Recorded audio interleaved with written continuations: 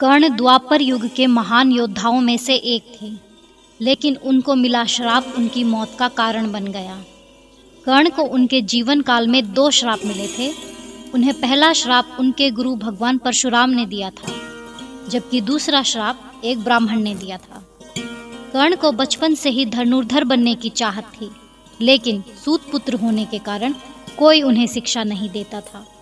जब वह धनुर्विद्या सीखने के लिए गुरु द्रोणाचार्य के पास जाते हैं, तो वह भी कर्ण को सूत पुत्र होने के कारण उन्हें धनुर्विद्या देने से मना कर देते हैं।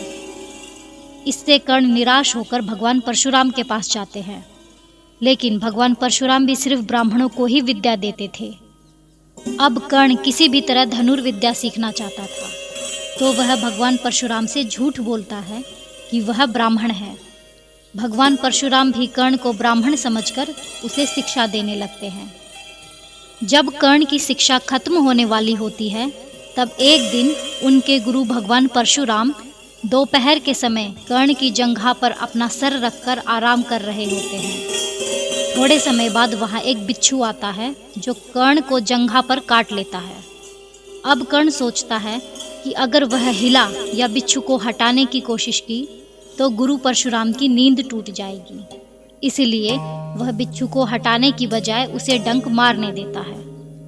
कर्ण काफी समय तक बिच्छू के डंक से होने वाले दर्द को सहता रहता है।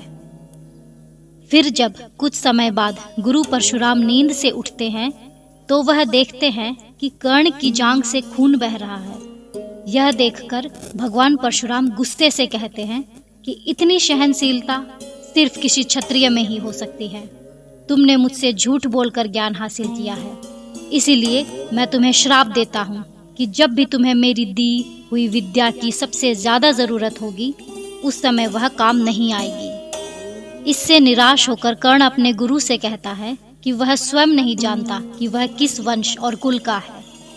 ऐसे में वह सारी बातें अपने गुरु परशुराम को बताते हैं। यह जानने के बाद भगवान परशुराम को श्राप देने पर पछतावा होता है, लेकिन दिया हुआ श्राप वापस नहीं लिया जा सकता था। इसीलिए वह अपना विजय धनुष कर्ण को वरदान के रूप में देते हैं। इसके बाद कर्ण भगवान परशुराम के आश्रम से विदा लेते हैं। इस घटना के कुछ वर्षों बाद एक दिन कर्ण जंगल में किसी अत्याचारी राक्षस का पीछा कर रहे थे। वह राक्षस को निशाना बनाते हुए उसे मारने के लिए बाण चलाते हैं, लेकिन राक्षस अचानक गायब हो जाता है और बाण दलदल में फंसी हुई एक गाय को लग जाता है।